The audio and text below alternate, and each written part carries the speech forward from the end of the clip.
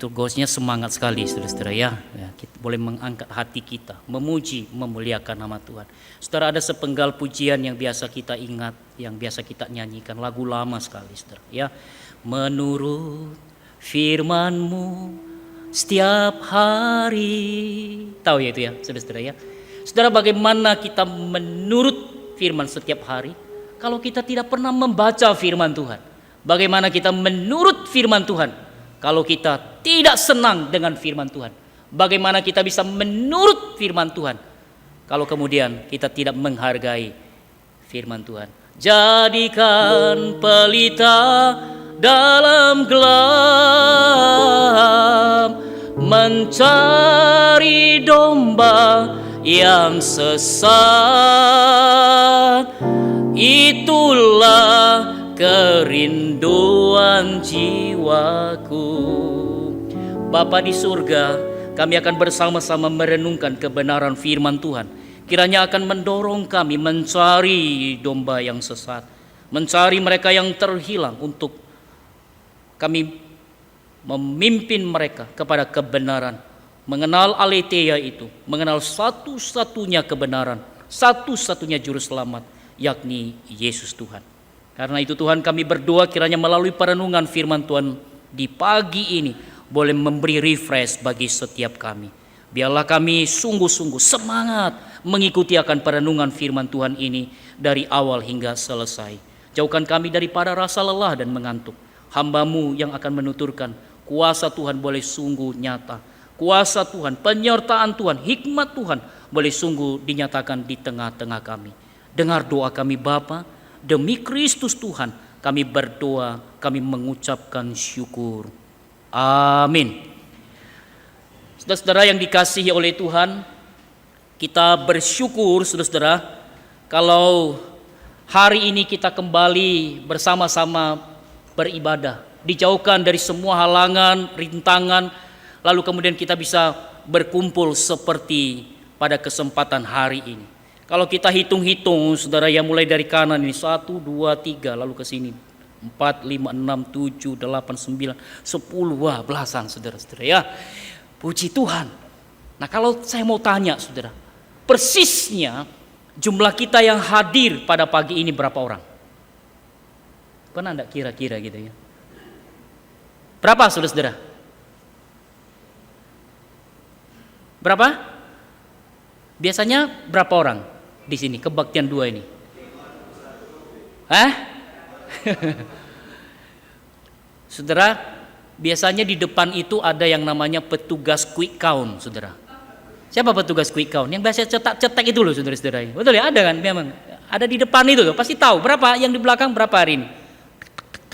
Belum ya, biasanya di kolektan begitu ya. Wah itu kita punya quick count loh sebenarnya saudara. Ya, tapi saya dengar wanita nggak suka quick count. Wanita itu juga nggak suka real count. Yang mereka suka discount katanya. Ya, nah saudara, jumlah kita di sini 250-an loh saudara. Betul ya?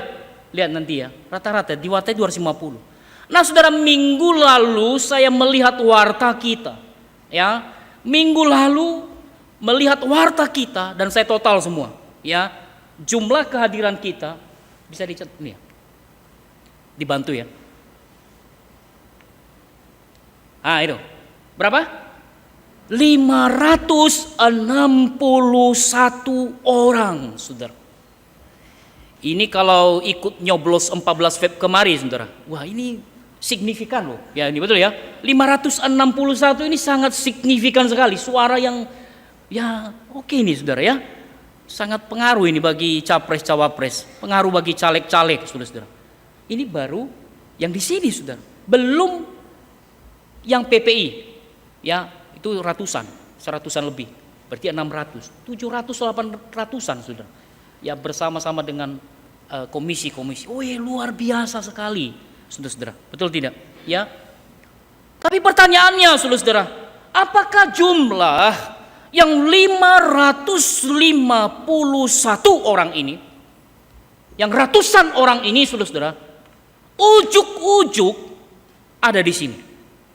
Ujuk-ujuk tiba-tiba saudara-saudara ada di GKT 3. Tiba-tiba? Apakah tiba-tiba saudara-saudara turun dari langit? Manusia-manusia datang ibadah gitu. Ya enggak saudara-saudara, betul? Tidak tiba-tiba, tidak ujuk-ujuk, tidak turun dari langit saudara-saudara. Tapi jumlah yang ratusan ini saudara-saudara adalah tentu saja melalui proses. Betul? Melalui satu proses saudara-saudara, sehingga kita bisa kumpul minggu demi minggu seperti jumlah hari ini saudara-saudara. Dan bukan hanya proses saudara, tetapi tentu saja itu karena ada saksi-saksi. Ada saksi-saksi Injil, ada saksi-saksi Kristus saudara-saudara yang membimbing kita hari ini saudara-saudara. Kemudian kita bisa beribadah, kita bisa berkumpul pada hari ini saudara-saudara. Dan saksi-saksi ini saudara-saudara bisa jadi adalah orang GKT sendiri, orang dalam sendiri, betul? Injili, itu ya, kabarkan Injil atau bersaksi, dibawa ke sini saudara. Tapi bisa juga saudara-saudara itu adalah dari sana, dari orang Kristen di luar sana. Ya mungkin orang tua kita tidak ibadah di sini, barangkali ada keluarga kita yang nggak ibadah di sini. Tapi kemudian didorong ke sini, kita ibadah di sini hari ini. Bisa begitu ya saudara-saudara ya. Saya mau tanya, siapa yang di sini adalah karena orang GKT 3 yang menyaksikan Injil? Siapa? Oh ada Asuk itu, oh ada Bu Juli, puji Tuhan. Siapa lagi? Wah betul, puji Tuhan. Ada orang GKT 3 yang menyaksikan Injil kepada Taci ya. Wah dari belakang juga ada. Atau saudara, ada enggak yang dari luar? Ternyata kita dengar Injil itu ya, atau info tentang GKT itu dari orang luar. Lalu kemudian kita di sini, ada enggak? Ada juga ya? Ada ya? Oh ya ada. Oke. Ada saudara. Kita pun juga begitu saudara. Misalnya kita ada di satu tempat, lalu kita melayani orang, lalu kita menginjili orang, saudara-saudara. Karena di tempat itu nggak ada GKT, saudara-saudara, maka tentu saja kemudian kita bisa prefer ya, atau kita merujuk gereja yang lain yang bukan GKT. Tentu saja dengan catatan gereja yang benar. Ayo sama-sama sebutkan 2-3 gereja yang benar. Ya, itu harus menjadi poin kita. Jangan sembarang rujuk, saudara-saudara. Harus gereja yang benar, saudara-saudara. Nah, saudara, karena itu sekali lagi, saudara, kita sebanyak ini hari ini, saudara-saudara, ya, itu adalah karena ada saksi-saksi sebelumnya yang mengabarkan akan Injil Tuhan kepada kita. Dan sekarang, saudara, kita adalah penerusnya. Amin. Kita ini penerusnya. Hari ini engkau dan saya adalah saksi. Kita adalah saksi Kristus. Kita adalah saksi Injil. Dan kalau kita mengakui ini, saudara, kita adalah saksi.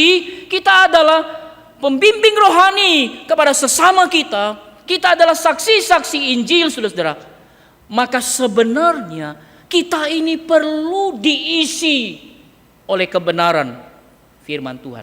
Kita mesti diisi oleh firman Tuhan. Seperti yang kita akan renungkan pada hari ini.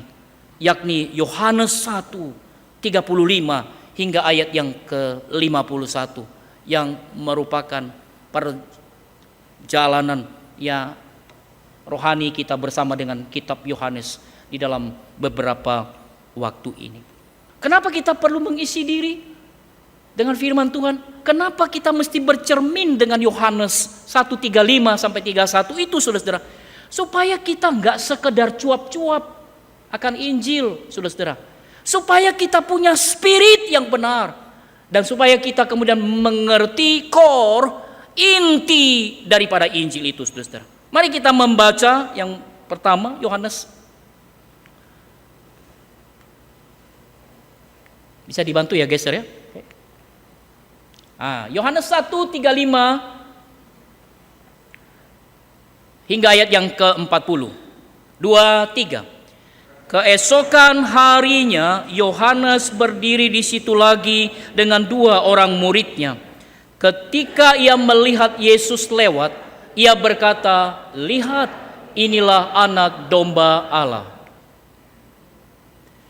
Kedua murid itu mendengar apa yang dikatakannya itu, lalu mereka pergi mengikut Yesus.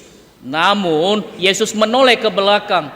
Ia melihat bahwa mereka mengikut dia, lalu berkata kepada mereka kepadanya, "Rabi," artinya guru, "di manakah engkau tinggal?" Ia berkata kepada mereka, "Marilah dan kamu akan melihatnya." Mereka pun datang dan melihat di mana ia tinggal. Dan hari itu mereka tinggal bersama dia. Waktu itu kira-kira pukul 4. Salah seorang dari keduanya yang mendengar perkataan Yohanes lalu mengikut Yesus adalah Andreas, saudara Simon Petrus. Sama seperti di dalam bagian-bagian sebelumnya, saudara, dalam 3 kali khotbah. Saya 3 kali berkhotbah di pasal-pasal sebelumnya itu, saudara ya. Maka kita melihat lagi di sini, saudara, adalah keteladanan dari seorang Yohanes yang merupakan messenger, yang merupakan utusan yang baik, saudara. Dikala ia mengatakan, "Lihat, inilah anak domba Allah." Bisa kita lihat keteladanannya? Saya mau tanya, ini siapa Yohanes di sini? Yang nulis surat ini atau bukan? Ayo, kita sudah sampai pada ayat 35 loh, saudara. Siapa yang ngomong ini? Inilah anak domba Allah. Yohanes siapa ini? Rasul Yohanes atau Yohanes Pembaptis? Ingat ini ya, berbicara kitab Yohanes, yang sering diurai di sini, yang ngomong ini Yohanes Pembaptis. Yang nulis surat ini adalah Rasul Yohanes. Hati-hati ya, namanya sama-sama Yohanes.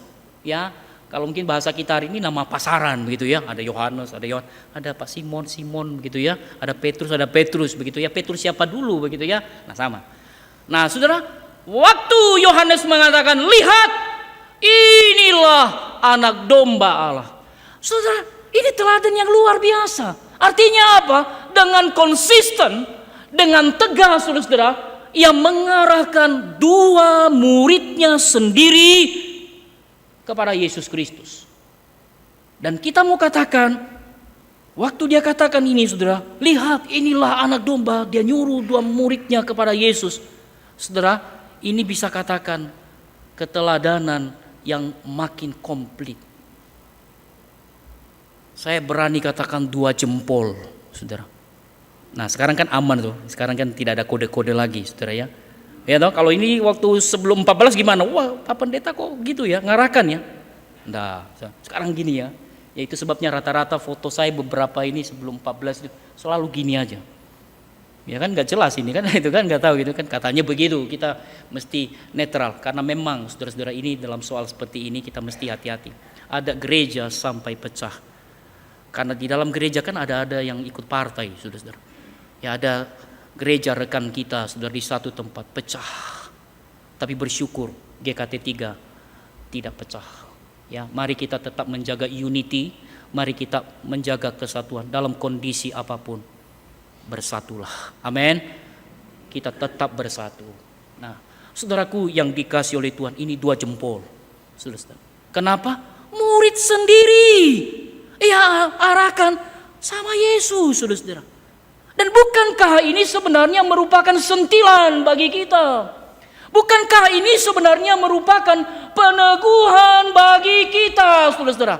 Apakah ini yang menjadi goal bagi kita? Apakah ini yang menjadi tujuan di dalam pelayanan kita? Yakni supaya orang-orang yang kita layani, supaya orang-orang yang berinteraksi kepada kita, goalnya, destinasinya, tujuannya adalah supaya supaya mereka ingat, supaya mereka memandang kepada Kristus Tuhan. Ataukah jangan-jangan enggak, saudara-saudara? Ya. Atau seperti yang sering kali kita dengar, justru ini aku. Lihat, inilah aku. laku. Cari panggung katanya lagi.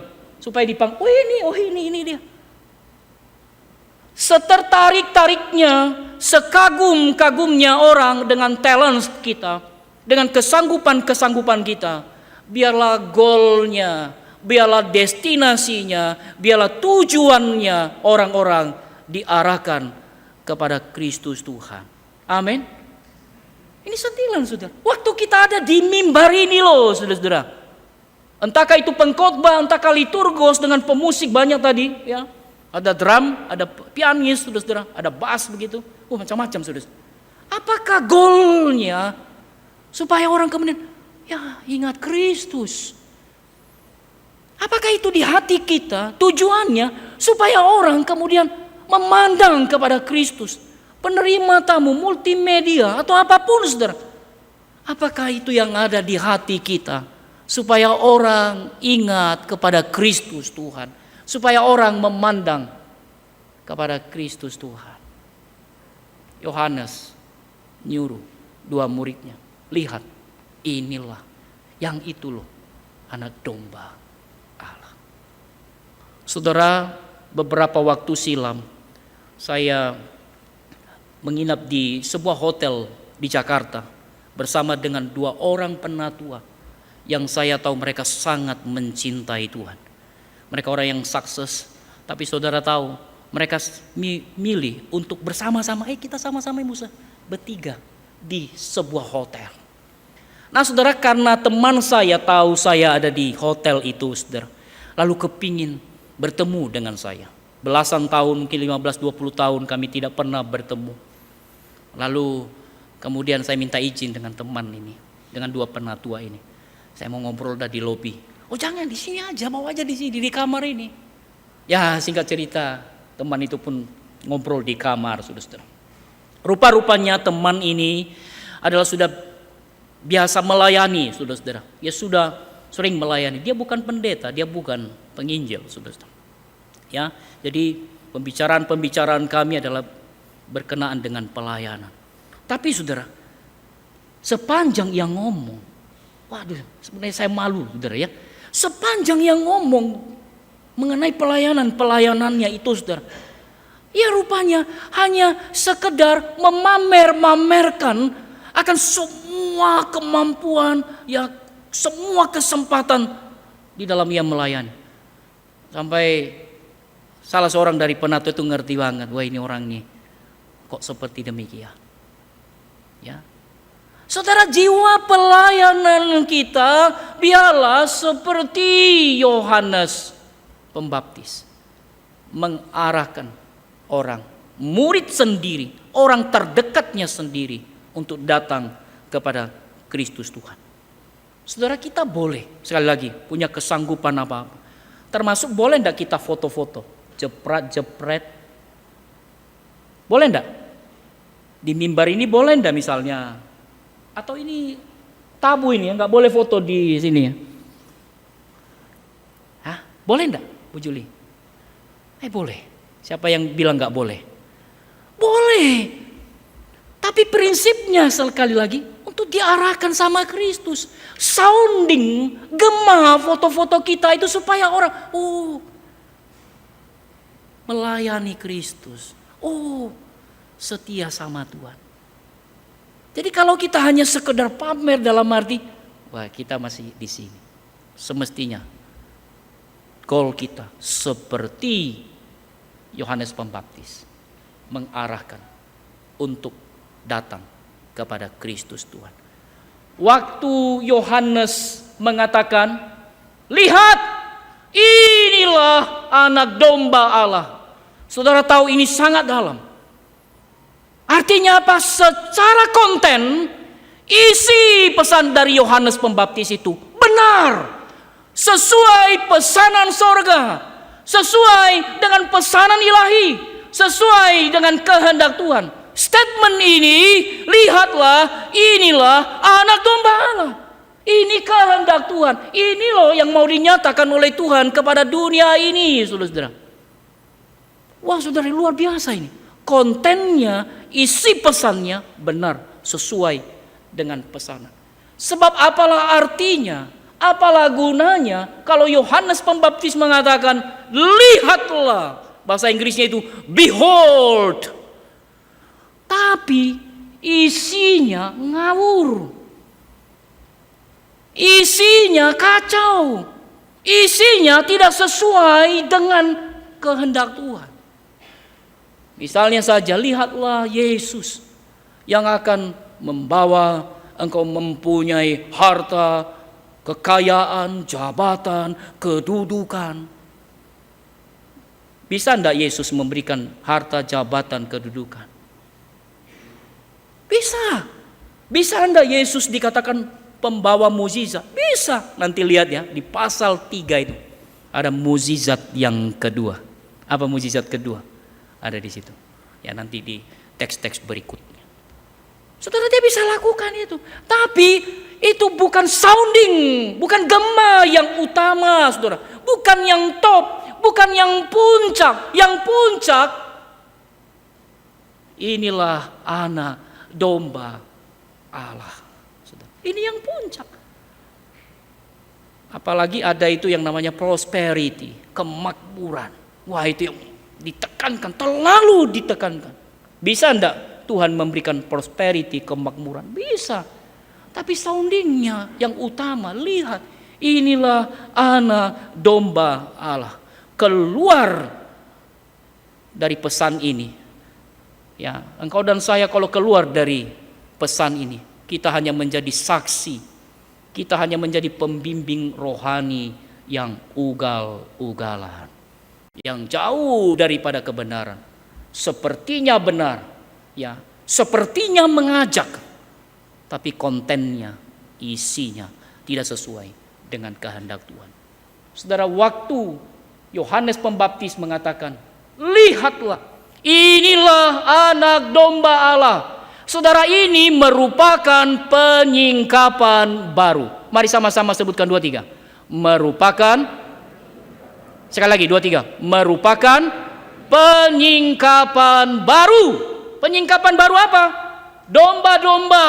Artinya domba-domba di masa lalu yang di ceremonial law itu, saudara. Di dalam hukum upacara yang seringkali dilakukan di masa lampau.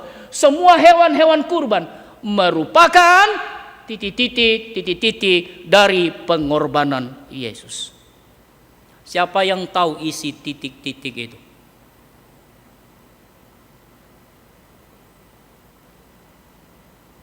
Wah, kalau tes ini, wah, ini bisa salah satu tes ini, saudara. Ya, kami seringkali dari Departemen Dogma juga sering nguji orang ya, saudara-saudara ya. Ngeri juga kalau kita diuji-uji di tes. Tapi sekali lagi, uji, tes atau apapun, sebenarnya untuk tahu posisi kita di mana. Betul ya? Tes itu harus bisa dilewati, termasuk di dalam usaha, biasanya ada tes tertentu, betul ya? Ada interview, ada wawancara dan sebagainya. It's okay. Oke, balik di sini. Saya sengaja menahan ini sebentar. Karena kalau kita menahan, kita melakukan repetisi, pengulangan nyantol. Ya, ini penyingkapan baru, yes dan amin. Tapi isi titik-titik itu, domba-domba, semua hewan korban merupakan, wah, saya pikir tadi ada yang batuk ternyata ya. Merupakan apa? Ya, ada yang katakan bayangan, betul. Domba-domba, semua hewan korban merupakan tipe atau bayangan dari pengorbanan Yesus. Harus tahu istilah ini, saudara. Ya, semua hewan-hewan masa lalu itu loh, domba-domba yang bayangan, itu tipe pengorbanan Yesus yang di depan sana itu. Sehingga kalau antitipe adalah kalau kita melihat ke belakang, pengorbanan Yesus adalah antitipe dari domba-domba atau semua hewan korban. Jadi kalau yang dari sini, dari lampau ke depan, itu artinya semua hewan korban merupakan tipe, merupakan bayangan daripada pengorbanan Kristus. Termasuk bahtera itu tipe. Itu semua orang yang ada di dalam bahtera pasti selamat. Tapi orang yang ada di luar bahtera, di luar Kristus, pasti tidak selamat. Coba lihat, kita kalau punya kedalaman-kedalaman ini, kita tahu posisi kita Kristen itu gimana loh saudara. Betul? Tentu saja tidak boleh kita menjadi arogan, ya. Kemudian kita sembarangan, ya, dengan statement-statement ini. Nanti mungkin ada di bagian berikutnya, bagaimana kita bersikap, saudara. Ya, ayo sama-sama kita lengkapi sekali lagi. 2, 3. Domba-domba, semua hewan korban merupakan tipe atau bayangan dari pengorbanan Yesus. Artinya ritual-ritual tak perlu lagi dilakukan. Kurban Kristus itu sudah cukup sekali untuk selama-lamanya. Sehingga no other alternative. Tidak ada alternatif yang lain. Tidak ada pilihan yang lain. Domba sejati adalah Yesus Kristus. Kalau buka kitab Imamat, saudara, wah itu ada beberapa kurban. Betul? Ada kurban sajian, ada kurban bakaran, ada kurban keselamatan, ada kurban penghapus salah, ada kurban penebus salah. 5. Itu gak perlu kita lakukan lagi, cukup. Inilah anak domba Allah. Dilengkapi sebenarnya di khotbah sebelumnya. Lihat, inilah anak domba Allah yang menghapus dosa manusia. Pertanyaannya untuk kita, bila Yohanes adalah messenger, bila Yohanes itu adalah saksi, kita semua yang hadir di sini adalah saksi. Pertanyaannya, apakah konten kita masih tetap sama? Bahwa Yesus itu adalah anak domba Allah, satu-satunya yang menghapus dosa manusia. Atau kita sudah mulai kompromi atas nama kemajemukan, kita mulai kompromi, kita mulai longgar, kita mulai sungkan.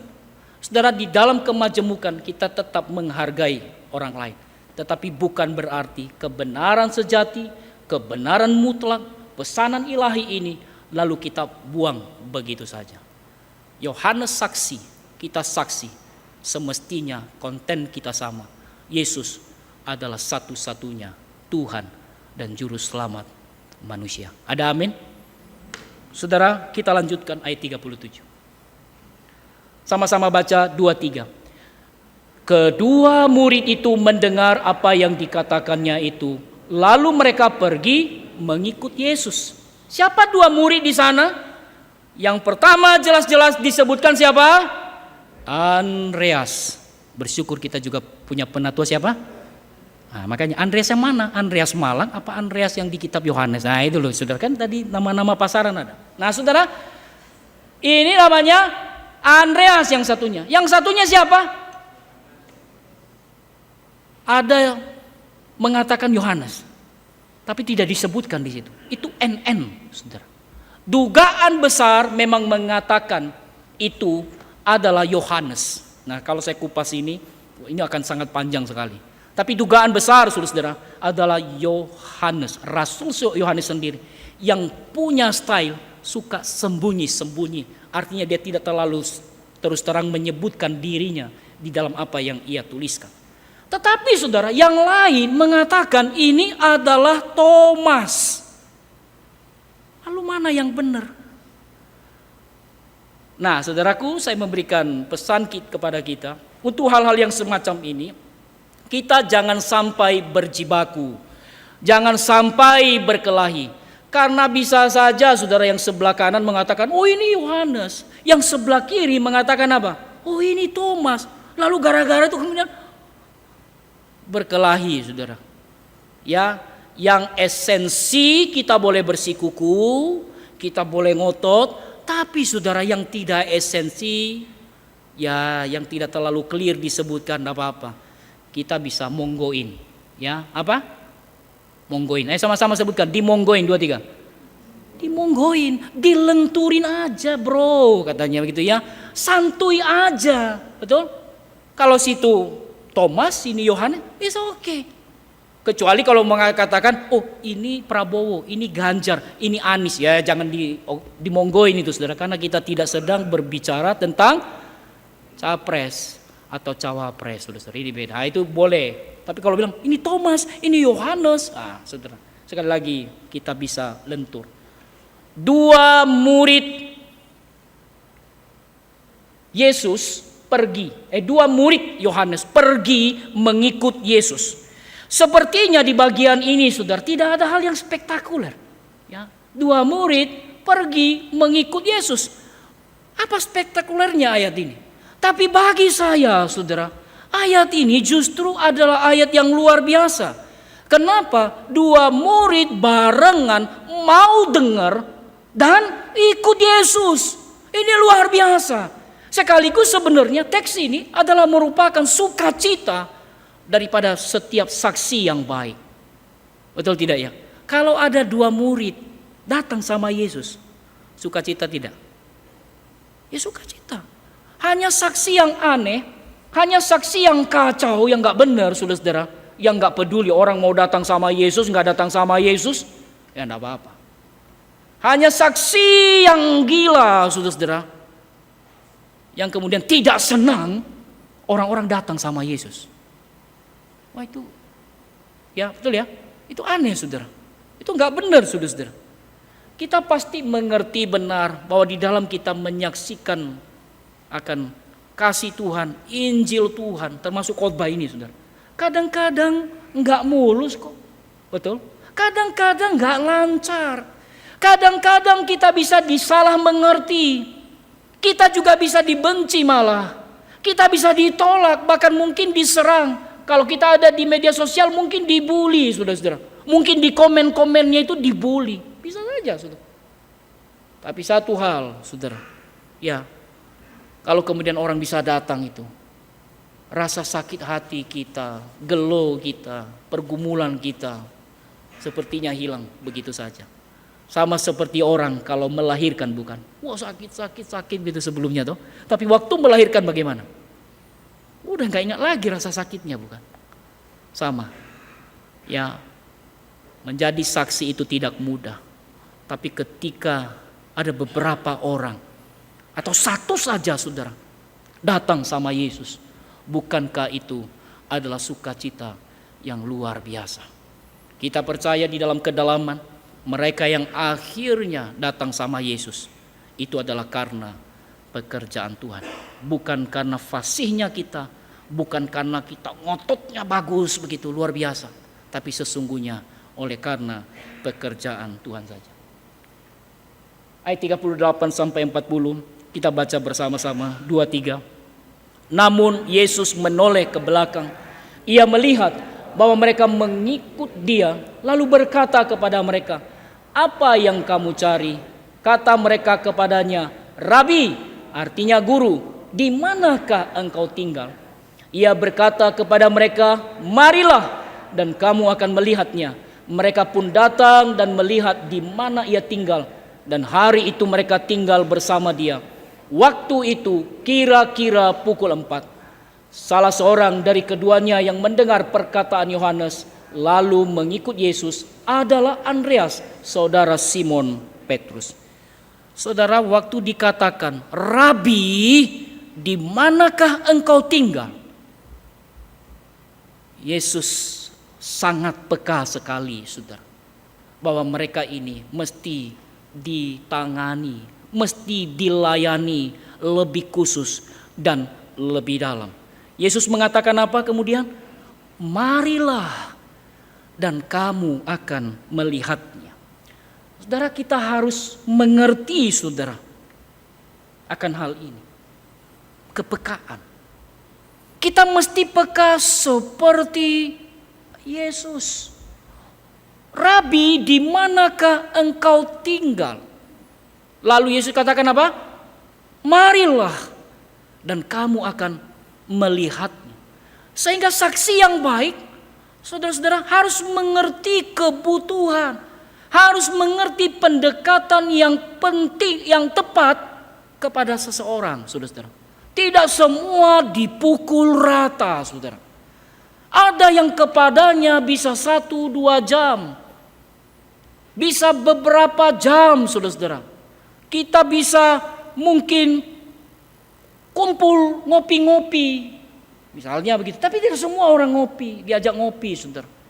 Saya ingat pada satu ketika, saudara, saya persis ada seperti di depan itu. Lalu ada tamu dari Jakarta.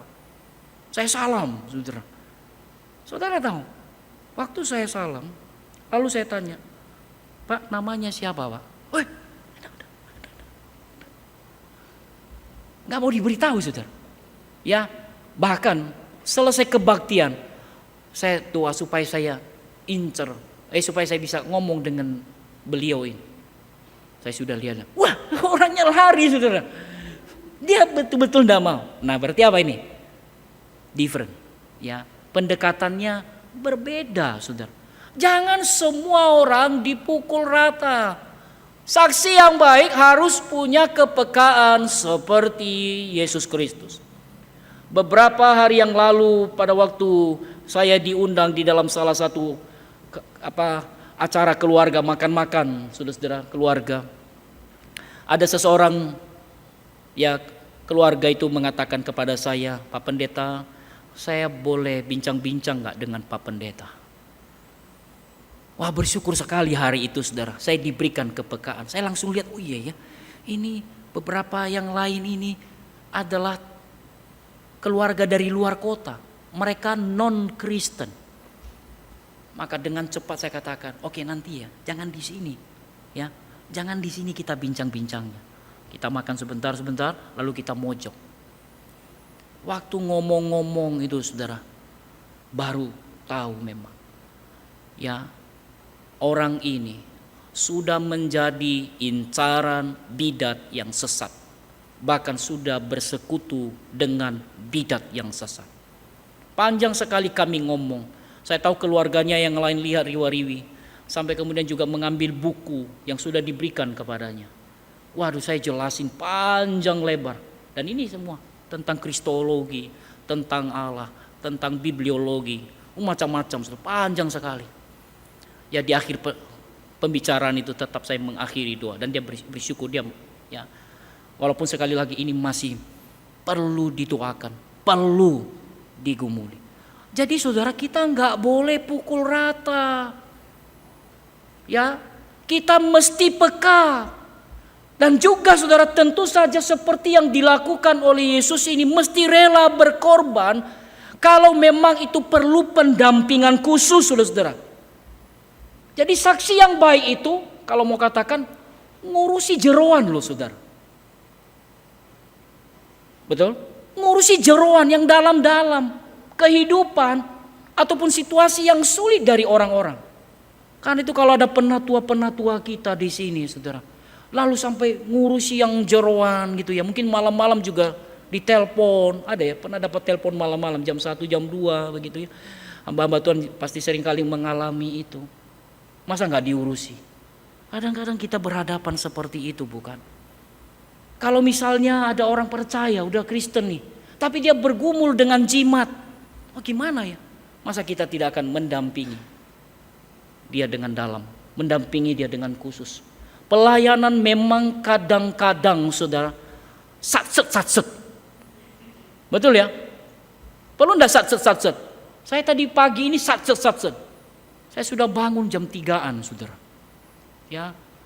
Lalu saya, aduh, ini kok masih badan lemes sih, bangun jam 4. Ya, akibat bangun jam 4 saya kemudian satset itu. Ya perlu ya. Ya. Tapi tidak semua disatset-satsetan. Betul? Kadang perlu berjam-jam. Bahkan kalau lihat ini, saudara, nginap bersama gitu ya, seperti yang dilakukan oleh Kristus Tuhan. Saudara, dan lihat akibat apa yang dilakukan oleh Kristus, penanganan yang spesial ini, yang dalam, yang khusus ini. Akhirnya apa yang terjadi, saudara? Bukankah kemudian Andres celik? Dia ikut Yesus. Betul? Bukan hanya ikut Yesus, saudara-saudara. Dia tergerak jadi saksi. Dia ajak Simon Petrus, saudara-saudara. Dia bawa sama Yesus. Dan itu yang kita lihat seterusnya 41 sampai 51. Saya tidak perlu khotbahkan bagian ini, sebenarnya ada khusus karena sangat panjang sekali. Tapi sampai pada bagian bawah itu kita bisa melihat, saudara-saudara, bahwa rantai saksi ini terus berlanjut.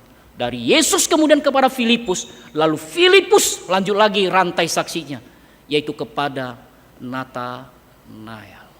Yang Simon Petrus tidak disebutkan, kadang-kadang tidak semua disebutkan. Tapi bukankah rantai saksi Simon Petrus, Kefas itu kita bisa lihat nanti di Kisah Para Rasul, ribuan orang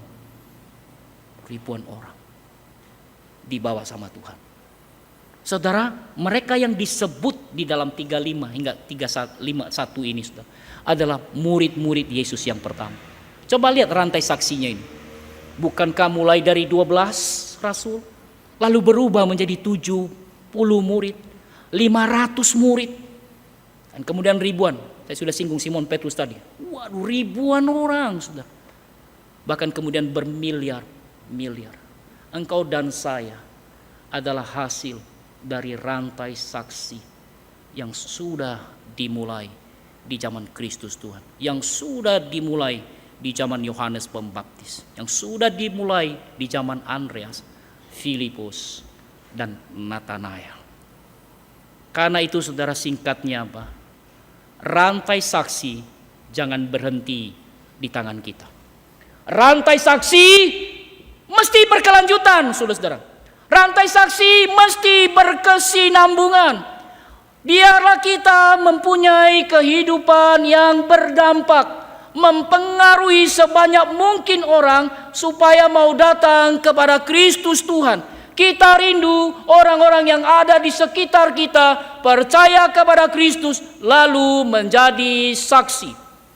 Rantai saksi tidak boleh berhenti di tangan kita. Rantai saksi mesti berkelanjutan, saudara. Meskipun ada tantangan, meskipun ada kesulitan, mungkin ada penolakan, tapi jangan baper dengan penolakan. Tapi mari kita tetap semangat untuk menjadi saksi yang setia. Rantai saksi jangan berhenti di tangan kita, saudara. Tetapi rantai saksi harus berkelanjutan. Meskipun mungkin pemahaman kita, pengetahuan kita, saudara-saudara, tidak komplit, belum sempurna, saudara-saudara. Tetapi apa yang kita pahami, apa yang kita alami dengan Kristus, itulah yang disampaikan. Minimal, saudara-saudara, kita bisa ngerti tadi. Lihat, inilah anak domba Allah. Atau saudara-saudara, pengakuan iman rasuli, kalau kita mengerti, ada 12 doktrin yang sangat dalam di sana. Jangan kita katakan, saya nggak tahu apa-apa. 12 itu kita ulang-ulang sebutkan. Itu doktrin yang sangat dalam. Mungkin satu saat itu juga bisa dikhotbahkan. 12 pemahaman, pengetahuan yang sangat dalam. Engkau mengerti itu, kita mengerti itu. Tidak mungkin terombang-ambingkan oleh penyesatan yang paling dalam sekali. Yang terakhir, rantai saksi mesti terus berkelanjutan. Jangan berhenti di sini. Jangan tunggu, waduh aku belum kudus, aku belum suci. Saudara, seorang Mr. Martin, saudara yang kemudian dimunculkan di status mengatakan apa? Orang Kristen bukan orang baik. Orang Kristen adalah laknat yang sebenarnya mendapatkan anugerah daripada Tuhan. Kalau kita ngerti ini, saudara, kita sudah diberi kemurahan oleh Tuhan. Semestinya tidak ada alasan bagi kita untuk kemudian ego, untuk kemudian menahan akan keselamatan yang sudah kita dapat. Rantai saksi jangan berhenti di sini. Rantai saksi mesti berkelanjutan. Amin. Mari kita berdiri. Menurut firman-Mu setiap hari, jadikan pelita dalam gelap, mencari domba yang sesat. Itulah kerinduan jiwaku. Menurut firman-Mu, menurut firman-Mu setiap hari, jadikan pelita dalam gelap, mencari domba yang sesat. Itulah